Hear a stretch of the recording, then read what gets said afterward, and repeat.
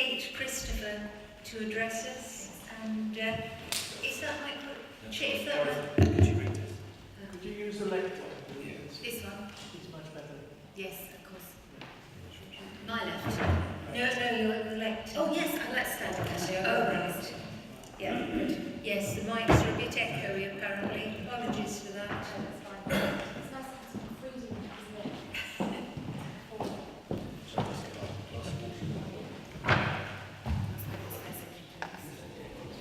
Right, okay, hello. Thank you so much for having me in the National Secular Society. What a treat to be here today. So my name's Kate. I've been a teacher of RE for 11 years, and I've been working with teachers and pupils and writing curriculum materials since 2014. So what I want to bring today is my position as sort of straddling theory and practice.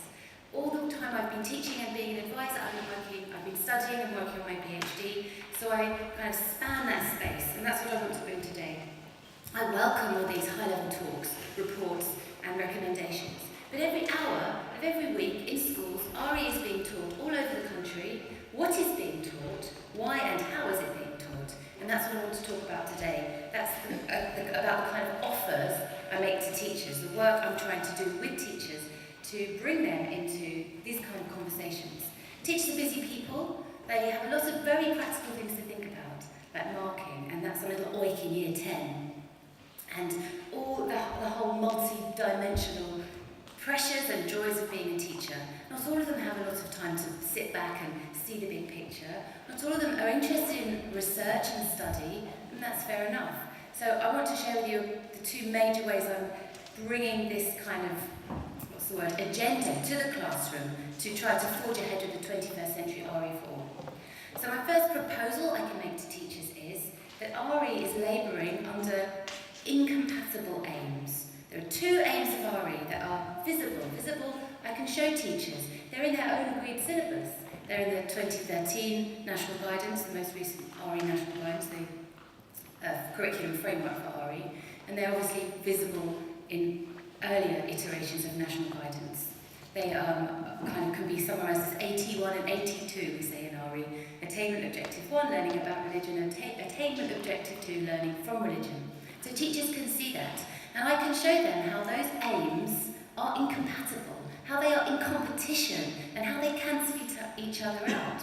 So the first aim, which is, we might say, personal inspiration, you all recognise this as the confessional aim. You will recognise this as its roots in the confessional project. I phrase it as personal inspiration. That seems to work. So here we are, the assumption or the desire that children can benefit personally from religious teachings, religious principles, and religious answers to big questions. Now that's the first aim, personal inspiration. And the second aim, the second purported aim, is critical intellectual inquiry. And I can show teachers how, if you want children to benefit personally from religious teachings, a climate of positivity has to be created towards religion. And I can show teachers how that climate of positivity then limits critical intellectual inquiry. We can look at how, it's very visible, we can get several RE textbooks, primary or secondary, I work across the board, and show teachers how we teach religious teachings in RE as if they have been achieved. We fudge it horribly, and you can see that on a page. We can often find it in our own lessons. So, religions have teachings of equality, religions have teachings of compassion, religions have teachings of generosity. And we sort of take this weird step into assuming, therefore, then that, well, this must be making a difference. The world must be a more equal place because of religion. We get into these very unsustainable assumptions. And very quickly, very big, fatal problems rear their head. I'm sure you've spotted them already. Well, does this mean people not of faith aren't egalitarian and compassionate? Well, of course not, demonstrably not. Oh, and does this mean that people of faith will be egalitarian or compassionate because of religious teachings? I mean, I don't even know how we begin to start testing that assumption, but I'm afraid to say the evidence of the world shows that very often isn't the case. So I can show teachers that fudge. I can show them that it's not really of any educational quality, and also that it's limiting children from learning about real inequality, real conflict, by presenting ideal teachings of religion, which exist, the vision of an ideal society offered by by religion, which is, of course, inspirational to many billions of people. I can show that the way we teach them is an absolute fudge and doesn't have any educational value because it's holding children back from learning about, or I suppose it's holding teachers back from planning lessons about real conflict, real inequality, real exclusion. So if we look at the critical intellectual inquiry, we could learn about inequality.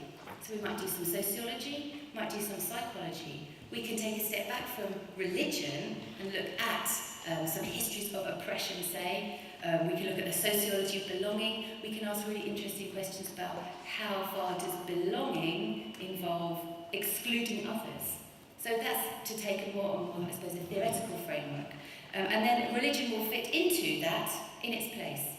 So many of the world's most intractable conflicts do appear to run down religious fault lines, but if you actually look more closely, they're very often about power, about competition for scarce resources.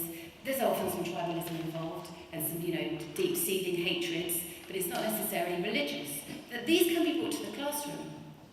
So you can show teachers how pupils are not necessarily then going to get personally inspired by learning about extremism and slotting religion into that way of things, or by learning about, say, sociology of belonging, but they will be meeting the critical intellectual aim.